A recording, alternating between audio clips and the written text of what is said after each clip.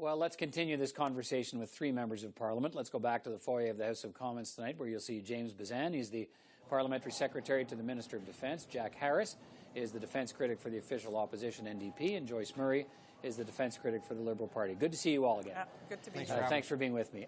We've just heard at length from Canada's Minister of Defence, Mr. Kenny, justifying the government's proposal to expand the military mission against Islamic extremists into Syria. So, Mr. Harris, let me start with you. The Minister of Defence says Canada hasn't advised the UN about our intention to bomb targets in Syria and doesn't feel that's necessary. And he's accusing the opposition of worrying about legal niceties instead of being focused on trying to stop ISIL. What is your response to that? Well, frankly, what we're worried about is the lack of accountability of this government, going back to the beginning, back in September, being really misled by the Prime Minister about what the nature of the mission was over the fall. We were told about advise and assist for 30 days, then a 6-month mission, including bombing. But supposedly no accompanying the forces, no painting of targets. We found out, of course, that that wasn't true. And now we're talking about what purports to be a one-year mission, but if you listen to the Prime Minister yesterday in the House, it's, you know, in terms of what we're actually doing is, well, we're doing this type of deployment, but it could change, and we're there till the job is done. So we're actually talking about an ongoing permanent mission as long as this government is in power that involves Canadian forces not only in Iraq, but in Syria. And frankly, it's not about legal niceties here. It's about Canada adhering to international law. This is a very dubious legal justification for bombing in another country.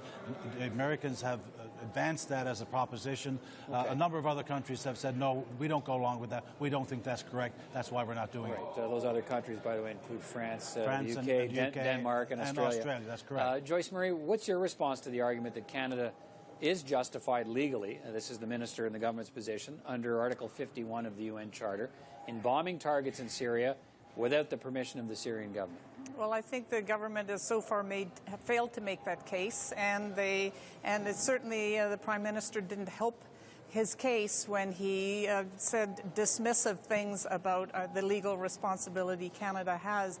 But really, in some ways, that's a distraction from the key issue, which is that this is an unclear mission with potentially unending drawing Canada into a war in this area. And it's certainly not in the national interest when you have a Prime Minister and a Minister that are unclear about what the objective is. Okay, so we don't support it. We'll come back to some of those points. But Mr. Bezan, should the government be informing the UN, as the United States has done, about its reasons for believing that attacks against ISIL in Syria are justified?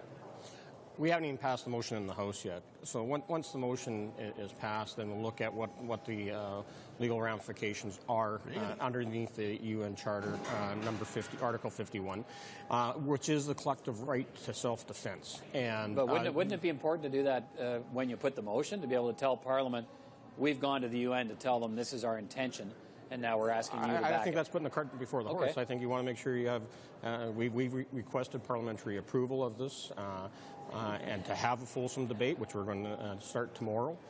This is something that is incredibly serious to the overall security of Canada, as well as the government of Iraq, who have requested international assistance in eradicating ISIL.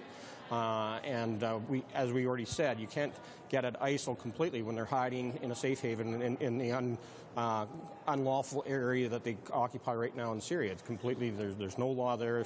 Syria has not done anything to degrade ISIL in any way, shape, or form. And so we have to go in there and target them and weaken them so that they aren't carrying out terrorist activities in Iraq or against us here in Canada. Mr. Harris, that's part of the government argument. And today it invoked the doctrine of the responsibility to protect countries that can't protect themselves. The NDP supports that, and if you do support that, and I think you do, why do you object to this approach from the government on this mission? Well, first of all, you know, to say that this parliamentary authorization is required, what the motion actually says is that the Parliament supports the government's authorization, which is already indicated that is given. So, you know, and the idea of seeking the legality or looking at the legality after a motion is passed, that's preposterous, frankly. The Judge Advocate General has already told the Minister that we have. That's ridiculous. So that's a ridiculous approach to be taken, and I is obviously trying to paper over what is generally agreed by all the experts to be a very dubious legal proposition. And secondly, the responsibility to protect. None of the legal experts have said that applies in these circumstances as well. So that's just words from the Prime Minister. What we worry about here is that we're now taking ownership of this conflict as a nation. We're the only ones that are planned. We heard some from Cameron that if they win an election, they might go into Syria as well. But, you know, Canada is the only one who's doing the painting of targets by ground troops, engaging in combat. The government seems to be very, very inclined to get involved as much as it can in this war. It's something that I think we can look forward to if this government stays in power to many years of this conflict, because it's not going to be over in a year. It was a Liberal government that played a key role in developing the international doctrine of the responsibility to protect. Do you believe that applies here? Well, it doesn't apply. I mean, that takes UN Security Council approval. It takes the government of that country requesting. So that's a non-starter. Liberal governments, Liberal Party of Canada governments have never shied away from sending our armed forces into combat when it's in the national interest. But that means there needs to be a clear plan, a clear objective, and a responsible plan for carrying it out, and an exit strategy. And in this case, we have none of those. In fact, we have the risk of helping Bashar al-Assad consolidate his power, and this is someone who has terrorized his own citizens.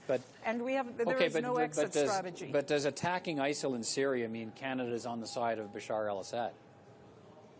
Attacking ISIL in Syria does risk consolidating power of Mr. al-Assad, because I mean, clearly he is fighting the ISIL as well. So there is no exit strategy, and as the minister has said, this could go on for a long time. And he's referred to Afghanistan, and that means 10 years.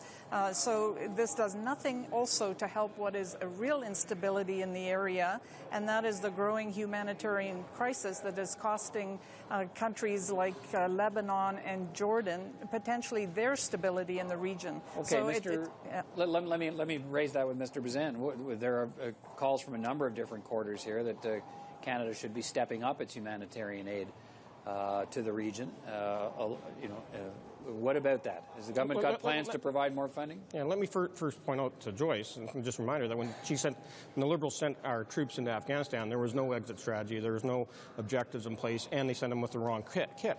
So we had to actually get the proper uniforms, proper boots, and proper weapons so they could actually fight. So you think we shouldn't have gone into Afghanistan? No, I'm not saying that. I just said it's hypocritical of you and the Liberals to say that you got to have all these things in place when you didn't have it when we sent our troops originally. Was it in the national interest or not? It was a national interest. The same national interest. Just remember that in the case of Afghanistan, we're fighting the Taliban who was perpetrating attacks upon the United States and Canada and all our allies. The same thing is happening with ISIL. It's the same national interest that you have a terrorist organization that's trying to establish a caliphate in Syria and Iraq that want to bring their evil to us here, and they're trying to inspire lone wolf attacks, which we've already witnessed here on Parliament Hill, what we witnessed in St. Jean-sur-le-Chaux, what we've seen in Denmark and France and Australia. So we have to stop them, and that's responsibility. But it is a whole government approach, Peter. Getting back to your original question, it's a whole government approach. We've already spent $700 million in the region. We're the 5th largest donor in Iraq, the 6th largest donor in Syria. The Canadian taxpayer, via the government of Canada, has been extremely charitable and generous,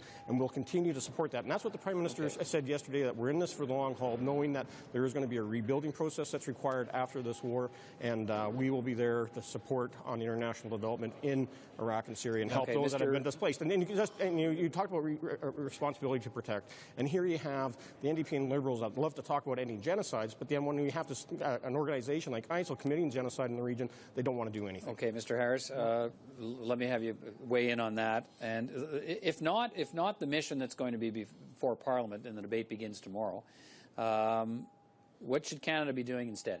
I think if you look at the coalition, there were 5 lines of activity developed as part of the military side was only part of it. There's 60 nations in this coalition. Not everybody is doing everything, obviously. We have an amendment that we'll propose tomorrow, which will lay out exactly what we think needs to be done. And we do know that, as Joyce mentioned, the instability in the area, in addition to what ISIL has actually already done, has produced about 4.5 to 5 million internally displaced persons, or refugees in other countries. So will that amendment focus on the humanitarian side?